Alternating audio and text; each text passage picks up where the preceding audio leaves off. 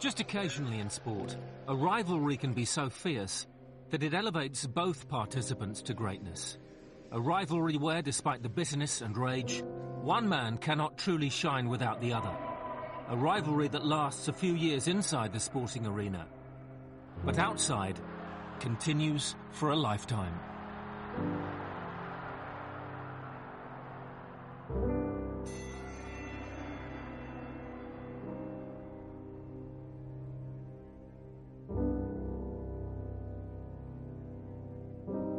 On November the 7th, 2011, Joe Frazier passed away. His untimely death laid to rest one of sport's most enduring rivalries. And centre stage was his lifelong nemesis, Muhammad Ali, the man whose shadow Frazier had never truly escaped and who was still eclipsing him now. Their 3 fights in just 5 years captivated the world. For 15 rounds, I want to beat on him. Here.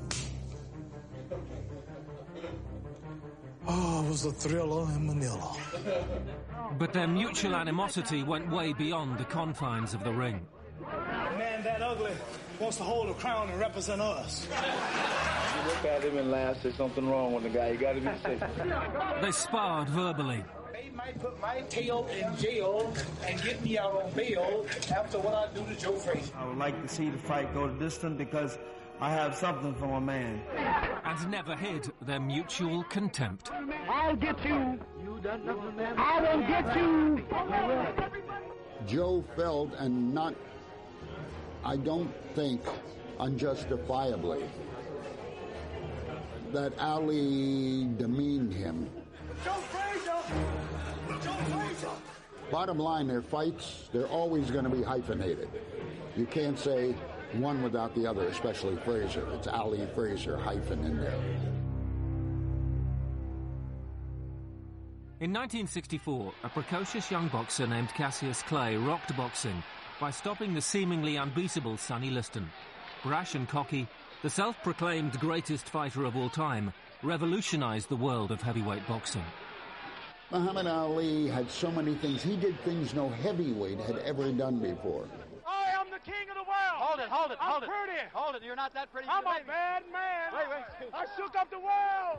Hold it. Joe. But it was what he did next that truly shook up the world. Why do you insist on being called Muhammad Ali now? That's the name given to me by my leading teacher, the Honorable Elijah Muhammad. That's my original name. That's a black man named Cassius Clay was my slave name. I'm no longer a slave. After beating Liston, Cassius Clay changed his name to Muhammad Ali and admitted to being a member of militant black Muslim organization, the Nation of Islam. Overnight, he had become a political figure, a symbol of the anti-establishment. And as he continued to dominate the heavyweight division, he polarized opinion in the traditionally conservative world of boxing. He became much larger than the sport itself. And that was something boxing itself was not used to. So in 1967, when Ali refused to fight in Vietnam on religious grounds, he was banned from boxing and saw his title revoked. Your action will be registered. I will say directly, no, I will not go 10,000 miles to help or kill innocent people. In 67, he was banned. 3.5 years, and those were his prime years. You didn't see him at his peak as those 3 years he was out. That would have been it. You know, I feel bad about that because I wanted the people to see how dynamic, what a great fighter he is. While the world missed the dancing feet of Muhammad Ali inside the ring, a bulldozer of a fighter from South Carolina looked set to take his place. A former Olympic champion like Ali, Smokin' Joe Frazier, could not have been more different from the dethroned champion. If Ali was a boxer, a blur of speed and feints, Frazier was a fighter, a human wrecking ball with a brutal left hook. Joe Frazier was a hell of a fighter. Joe Frazier belonged in any era. Perfect style. He was slick, smart, slide shots. Difficult guy to fight. I actually like Frazier better because his style was a lot easier to understand. You don't have to interpret that. You don't have to worry about whether he's feinting or throwing good left jabs or he was trying to lull his opponent into a false sense of security. He just went out there and threw punches. It was pretty basic. By 1967, he's starting to build a momentum, and people are seriously starting to say, hey, if Ali was still around, you think he'd beat Frazier? And for the first time, you started to say, well, Frazier's got a chance. A knockout tournament was then devised to determine who would take Ali's crown. Frazier wins the New York Championship by beating Buster Mathis, who had beaten him in the amateurs in the Olympic trials. He comes back and knocks out Manuel Ramos. Now there's rumblings of Ali coming back again. By the time Frazier unified the title by beating Jimmy Ellis in 1970, Muhammad Ali was talking to whoever would listen, and he had the champion in his sights. Hey, fellas, to see Joe Frazier, holla. How you doing? Trying to find Joe Frazier. He was like running around talking about I got his title, and he wants to beat me up. I was ugly, you know what I mean? And say I couldn't talk and I couldn't walk. I was too small to be a champion. Traditionally, I have the real belt. And for Joe Frazier to be a champion, he's got to beat me. See, those eliminations were only imitations. He's not the real champion. Frazier knew he would never be accepted as a champion in his own right until he fought Ali. Desperate for that chance, he even campaigned for the return of Ali's boxing license. I said, I'll go and get the license. So I went down to President Nixon, went to the White House, sit down, talk to him and his family, had dinner, and I asked him, Mr. President, I'd love to ask you, will you let him have his license back? He said, you think you are? I said, I got it, Mr. President. All you got to do is give me the license. All right, that'll be granted. I'll give him his license. Said next week he'll have his license. And so, 3.5 years after being banned, Ali was back. The fight all America wanted to see was inevitable. A date was set for March the 8th, 1971. I want to make one prediction. I'm not calling around. I predict that when I meet Joe Frazier, this will be like a good amateur fighting a real professional. This will be like a kid out of the Olympics meeting the fastest heavyweight champion that ever lived.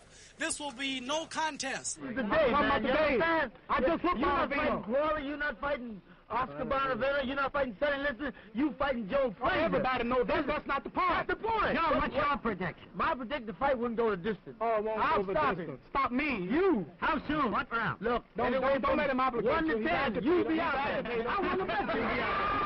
It was a natural rivalry because he became the champ while my guy was away. The rivalry had already begun, and as always, Ali fanned the flames. We started, gimmicks, nicknames. We embellished that. It's good. So Muhammad's going, you too old, you can't beat me, you too ugly. Joe Frazier is too ugly to be the world. He got his little gimmicks and little schemes and little plan and little phony ways about him, you know what I mean? But as far as I'm concerned, he's all right with me. I'm the one that the promoter wants. I'm the one that can talk, write the poems, predict the rounds. I'm beautiful. They're ugly. They're slow. They can't talk. I'm the one. He was the Louisville Lip. Joe's going to come out smoking, and I ain't going to be joking. He was this brash young man. Joe Frazier's so ugly, his face should be donated to the Bureau of Wildlife. He was a self-promoter. He was colorful. This might shock and amaze you, but I will destroy Joe Frazier. He spouted poetry, you name it. Ding! Ali comes out to meet Frazier, but Frazier starts to retreat. If Frazier goes back an inch farther, he'll wind up in a ringside seat. Ali swings to the left. Ali swings to the right. Look at the kid carry the fight. Frazier keeps backing, but there's not enough room. It's a matter of time. There Ali lowers the boom. Now Ali lands to the right. What a beautiful swing. And the punch lifts Frazier clean out of the ring. Talk all bad about me. Come to my gym. Went to my house. Oh, man, he was wild. How can I lose with the stuff I use? If he dreamed it, he better wake up and apologize. It was typical Ali bluster at first. Then the insults became more personal and more vicious than before. Ali frequently mocked his opponents, but his comments were rarely cruel. The one time he went over the line was with Joe Frazier. Ali was angry. He'd been banned from boxing for 3.5 years, and Joe was the symbol of his oppressors. Ali didn't like Joe, and Joe didn't like Ali because of his name calling he was doing with Joe. Calling him Uncle Tom and everything, and boy, and all that, you know. Joe didn't like that, you know. Uncle Tom was an insult that suggested a black person was subservient to a white person.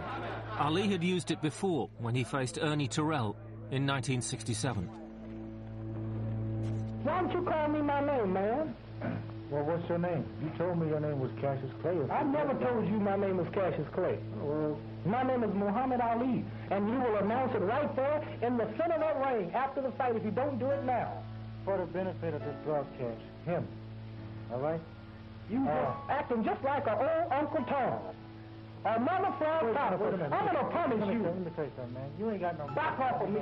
Back off of me. Uncle Tom. That's what you are, Uncle Tom. Like Terrell before him, Joe Frazier had also refused to call Ali by his Muslim name. He changed his name. Changing his name, Mama carried for 9 months. And then you changed your name and didn't get the consent from Mom. That was right.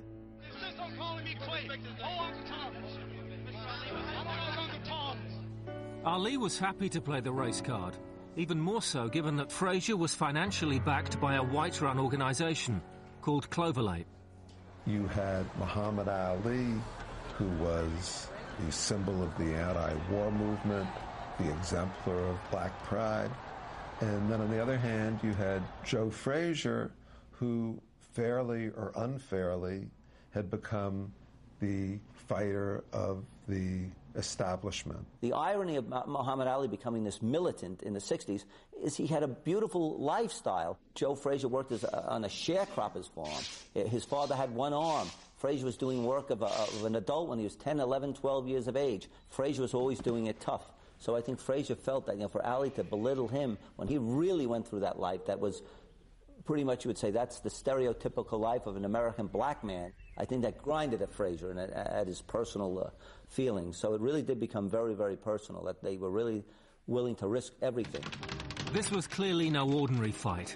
The boxer versus the slugger, the loudmouth against the humble country boy, the deposed champ against the current incumbent. Ali versus Frazier. Billed fight of the century.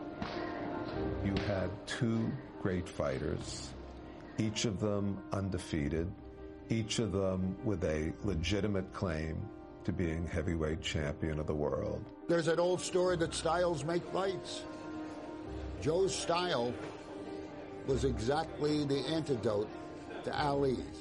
This is Joe Frazier fighting me. My style was good to fight anybody when I beat him up. This is nothing but a target for a man who can stay on his toes, who can... That's what he's going to come out smoking with you, he said. Must be crazy. Clay going to get out there and he's going to try to jab and jab. Sticking him with that fast jab. I'm going to slip and slide, pop him with body shots, and I get over to the right-hand counter. All Joe Frazier's relying on is a couple of good hooks. He's fighting a fighter who's not even scratched. I very seldom get hit. It's a championship fight, and if he wants to run, put him out and take him to the track. He in the wrong place, you know. It's impossible for Joe Frazier to outbox, outpoint Muhammad Ali.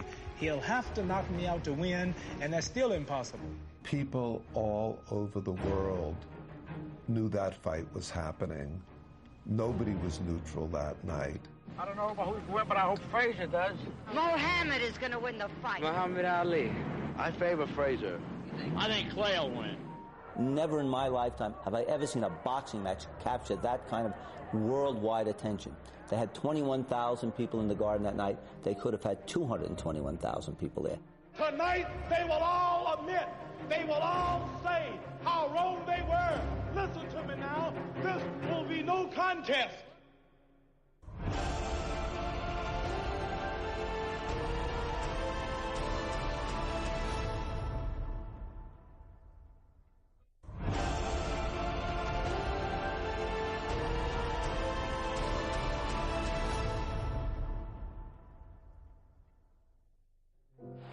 He outreaches Frazier by 8.5 inches. Frazier's hook's falling short. That's a good left hook, and he gets it home to the head of Clay, and Clay's hurt. And they're really testing each other's strength and endurance. What a fight this is turning out to be. Oh, there it is! The left hook!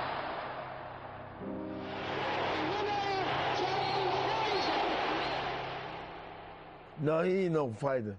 He's a boxer. He didn't run, you know what I mean? But I tracked him down.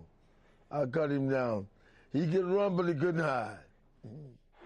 Frazier's joy was short-lived. 3 fights later, the now undisputed champion met the new force, George Foreman. Knocked down 6 times in just 2 rounds, Smokin' Joe looked finished. But his rivalry with Ali endured. Frazier wanted to prove himself once more, while Ali still pined for revenge. No longer undefeated champions, they needed each other. And so the pair were scheduled to fight again in January 1974. I want Joe Frazier right now. I don't need to wait for no January 28th. We can get those right now. I'm going to stop all this mess. Ali won the bouts by unanimous decision, but with neither fighter holding a title, it was an unmemorable occasion. The second one I eliminated. It was like a hammock. First and third were great. The second was there. Everything changed in October of that same year, though, when against all odds, Ali beat Frazier's conqueror, Foreman, in Zaire. For the first time in 7 years, a very different Muhammad Ali was world heavyweight champion. Are you still as fast as you were? I'm not as fast as I were. Man, I'm so fast last night I cut the light off in my bedroom, hit the switch, was in the bed before the room was dark. With his world title and his self-confidence restored, Ali sought one final payday with his old enemy. They would meet in the Philippine capital of Manila in October 1975. Once again, the pair traded insults, and the rivalry was more personal than ever. Joe Frazier took too much pounding on the head. Joe Frazier's a human punching bag. His day is over. The third fight, he labeled Joe a gorilla with all of the ugly racial stereotyping that involves. There he is, Joe Frazier! Joe Frazier! Joe Frazier! Joe Frazier! I can't see anywhere I look like any gorilla. We supposed to be from the same ancestor. When a guy speak upon another man like that, he's not quite sure himself. You all are sending a pretty champion to Manila to represent the Americans and the brothers. They have Joe Frazier over there. They say all Negroes look like that. There are things that Ali said to Joe that I'm sure he forgot 10 minutes later, but they cut very deep. Frazier, if he was here, nose turned that way, ears turned that way. How you feel, Joe? I don't go shape, I mean, me and my left hook's in shape. I mean, I think I get this man. I mean, I'm pretty fast. I mean, yeah, this, maybe, you know what I mean? No, man. It's not going to be a first-round knockout. If it gets to that point, I want to go over and help him up. You understand? I want to take him to the distance. I want to take him to the bridge. I want to beat on him. He's saying he's going to whoop me for 15 because that's his excuse. He don't have his hitting power no more. When you knock a man out, you take him out of his misery. Suffer him a little beating on him, that hurts him more than anything in the world. And I'm the true champ, and he's the tramp, and this fight will prove it all. Same old great stuff. Run around, I'm the greatest, I'm the smartest, I'm the fastest, I'm the prettiest. Just light, bright, damn near white, huh? Okay. I think he just enjoyed doing it. It was fun from his point of view. He said, the only reason I be saying all those things is to build up the gate where we both can get good money. You know, he said, I don't mean no harm. I call Patterson the rabbit. I call Liston the bear and everything. He said, I give them all names. I didn't mean no harm. But Frazier took it very serious. Joe would tell Ali, you know, and Ali wouldn't listen because he figured, I got your goat now. I'm going to keep egging you on, make you forget about everything. And that's what he did. You might beat Joe Frazier in the ring, but Joe was just too pure a fighter to be psychologically dominated. He would like for his opponent to get all riled up and get carried away. That way you kind of forget what your plans are. On arriving in Manila, Ali was, as always, the centre of attention. Publicly, he was confident. Privately, he knew Frazier had toughened up in preparation for the fight. Frazier himself was desperate to defeat the man who'd so cruelly mocked and belittled him over the past 5 years. I'm sure Joe Frazier's in top shape. I'm in top shape. Joe predicts he'll win. I predict I'll win. So we'll just have to wait to see who's telling the truth. He trained hard for it because he knew Frazier was tough. We didn't underestimate him. You know, we knew that. Ali trained hard for that fight. I'm going to do something to Joe Frazier. This will be such a good whooping, such a dynamic beating, that I'm just going to dance and move. And in my glory, I'm going to be in my glory, whooping Joe Frazier. And then I'm going to stick him, and he's going to fall. On October the 1st, 1975, Joe Frazier and Muhammad Ali faced each other for the third and final time. The world watched two aging gladiators exchange brutal blows for 14 rounds in a classic heavyweight battle. Neither guy was as good as he had once been, but their downward curves intersected at just the right point. It was a historic battle. The oddity of that fight was that it took place indoors. It was at Araneta Arena. Tin roof, hot, Klieg lights. I don't know how both fighters survived the fight. They weren't fighting for the heavyweight championship of the world. They were fighting for the heavyweight championship of each other.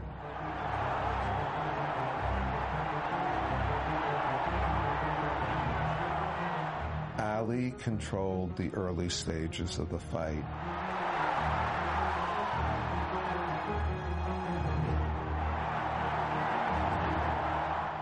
Then Frazier came on. He wasn't just beating Ali, he was beating Ali up. Ali somehow found it within himself to come back, turn the tide once more, shut Frazier's eye.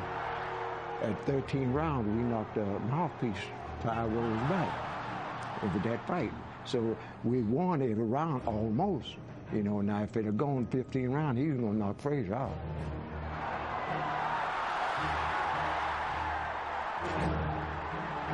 '14th round, we almost decapitated Joe Frazier. So I'm telling my guy, great, you got the guy, and little did I know, he got up, the fight was over. All over.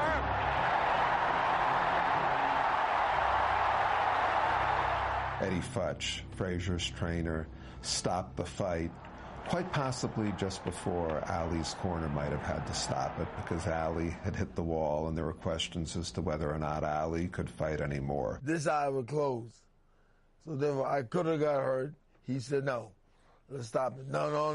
I said, come on, Ed, no. But then we didn't know that Muhammad wasn't going to come out. That's not our job. Our job is concerned with our corner. Believe me, it never happened. I'm the only guy talked in the corner, and then Muhammad never talked back at me. I would shut him up if you were shut up, take it easy. Never, not a word about quit. What quit? Muhammad didn't know what quit was. In the heat of Manila, both men had proved their greatness, not just to the world, but to each other. Greater than I thought he was.